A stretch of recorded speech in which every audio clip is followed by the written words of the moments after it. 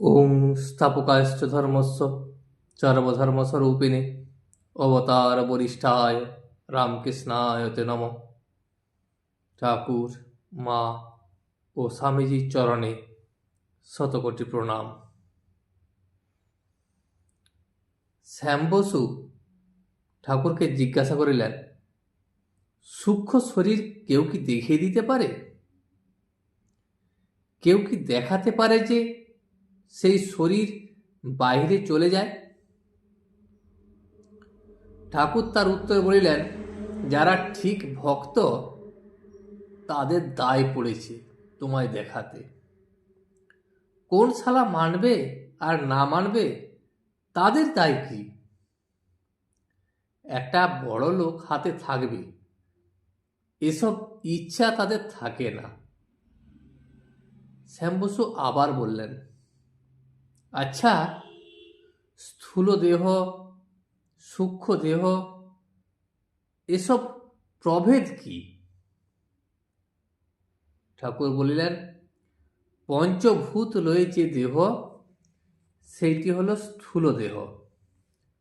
যেমন মন, বুদ্ধি, অহংকার আর চিত্ত,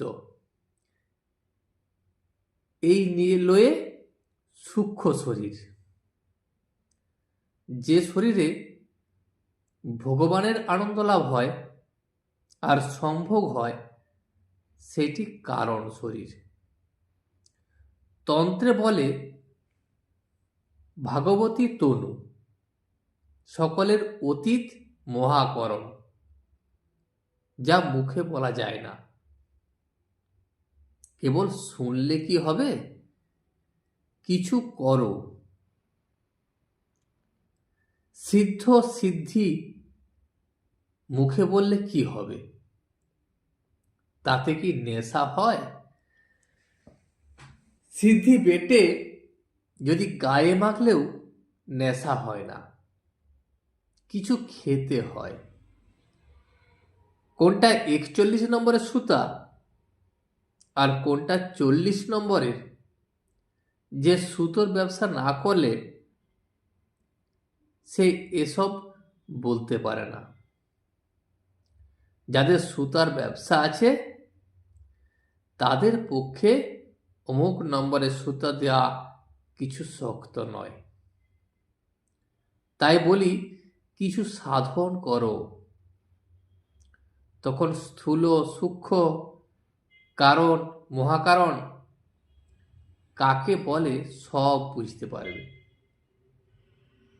আর যখন ঈশ্বরের কাছে প্রার্থনা করবে, তার পাদপদ্মে একমাত্র ভক্তি প্রার্থনা করবে। অহল্যার সাপ মোচনের পর শ্রী রামচন্দ্র তাকে বললেন, তুমি আমার কাছে বল লও। অহল্যা তখন বললেন, রাম, যদি বধ দিবে তবে এই বধ দাও। আমার যদি শুকরজনিতেও জন্ম হয় তাতেও কোনো ক্ষতি নাই, কিন্তু হে রাম, যেন তোমার পাদপদ্মে আমার মন থাকে। আমি মার কাছে একমাত্র ভক্তি চেয়েছিলাম। মার পাদপদ্মে ফুল দিয়ে জোড় হাত করে বলেছিলাম, মা, এই লও তোমার অজ্ঞান, এই লও তোমার জ্ঞান, আমায় শুধু শুদ্ধা ভক্তি দাও। এই লও তোমার সূচি, এই লও তোমার অসুচি, আমায় শুদ্ধা ভক্তি দাও। এই লও তোমার পাপ, এই লও তোমার পুণ্য, আমায় শুদ্ধা ভক্তি দাও। এই লও তোমার ভালো, এই লও তোমার মন্দ, আমায় শুদ্ধা ভক্তি দাও। এই লও তোমার ধর্ম, এই লও তোমার অধর্ম, শুধু আমায় শুদ্ধা ভক্তি দাও। ধর্ম কিনা দানাদি কর্ম, ধর্ম নিলেই অধর্ম লতে হবে, আর পুণ্য নিলেই পাপ লতে হবে, জ্ঞান নিলেই অজ্ঞান লতে হবে, সূচি নিলেই অসুচি লতে হবে, যেমন যার আলো বোধ আছে তার অন্ধকার বোধও আছে, যার এক বোধ আছে তার অনেক বোধও আছে, যার ভালো বোধ আছে তার মন্দ বোধও আছে।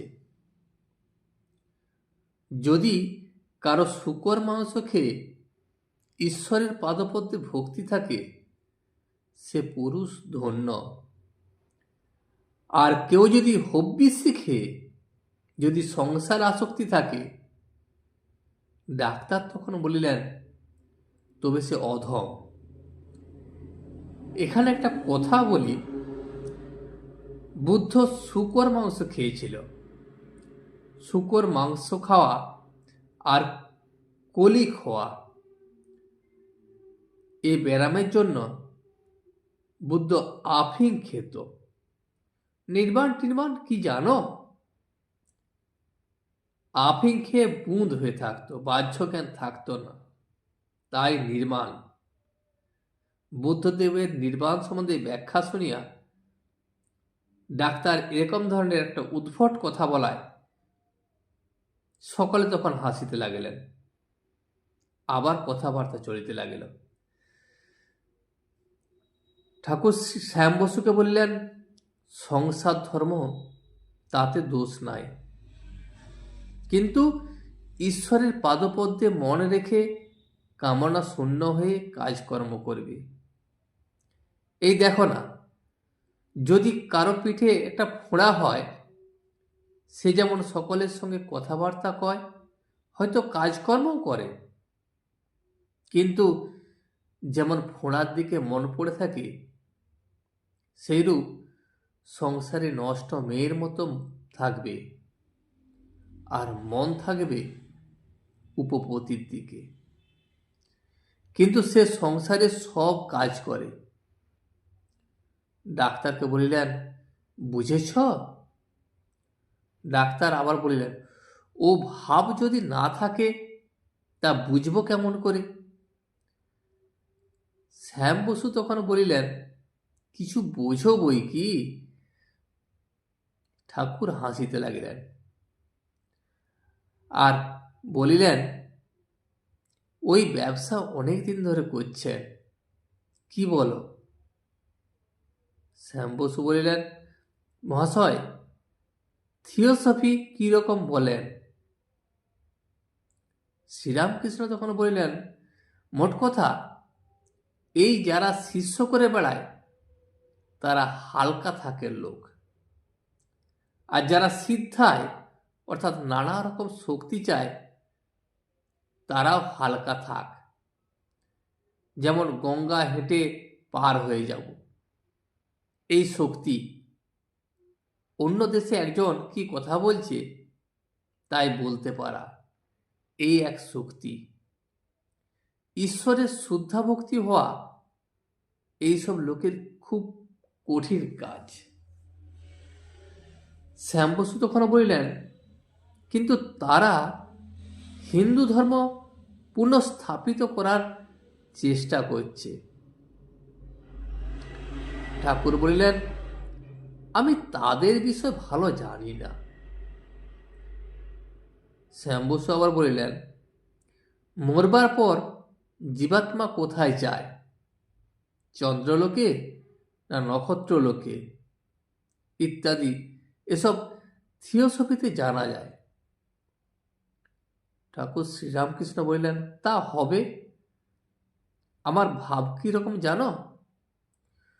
হনুমানকে একজন জিজ্ঞাসা করেছিল, আজ কি তিথি?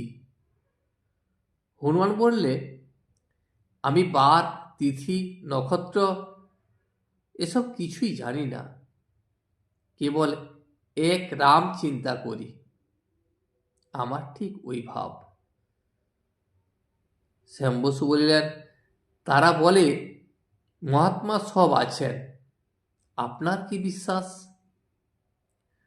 ঠাকুর তখন বললেন, আমার কথা বিশ্বাস করেন তো আছে, এসব কথা এখন থাক। আমার অসুখটা কমলে তুমি আসবে, যাতে তোমার শান্তি হয়। যদি আমায় বিশ্বাস করো তাহলে উপায় একটা হয়েই যাবে। দেখছো তো, আমি টাকা লই না, কাপড় লই না, এখানে পেলা দিতে হয় না, তাই অনেকে আসে। ডাক্তারকে বললেন, তোমাকে এই বলা, রাগ করো না, ওসব তো অনেক করলে, টাকা, মান, লেকচার, এখন মনটা দিন কত ঈশ্বরেতে দাও। আর এখানে মাঝে মাঝে আসবে, ঈশ্বরের কথা শুনলে উদ্দীপন হবে। তারপর কিয়ৎকাল পরে ডাক্তার বিদায় লইতে গাত্রোত্থান করিলেন। এমন সময় শ্রীযুক্ত গিরিশচন্দ্র ঘোষ আসিলেন ও ঠাকুরের চরণধূলি লইয়া উপবিষ্ট হইলেন। ডাক্তার তাহাকে দেখিয়া আনন্দিত হইলেন ও আবার আসন গ্রহণ করিলেন। ডাক্তার বলিলেন, আমি থাকতে উনি আসবেন না, যাই চলে যাব যাব হয়েছি অমনি এসে উপস্থিত। গিরিশের সঙ্গে ডাক্তারের বিজ্ঞান সভার কথা হইতে লাগিল। ঠাকুর তখন বলিলেন, আমায় একদিন সেখানে লয়ে যাবে? আজ এই পর্যন্তই।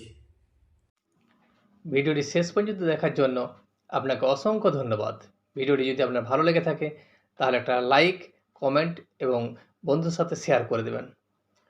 সাবস্ক্রাইব করে পাশে থাকা বেল আইকনটি বাজিয়ে দেবেন, যাতে আপনাদের নতুন ভিডিওগুলি সর্বপ্রথম আপনার কাছে পৌঁছে যায়। জয় শ্রী রামকৃষ্ণ, জয় শ্রী রামকৃষ্ণ, জয় শ্রী রামকৃষ্ণ।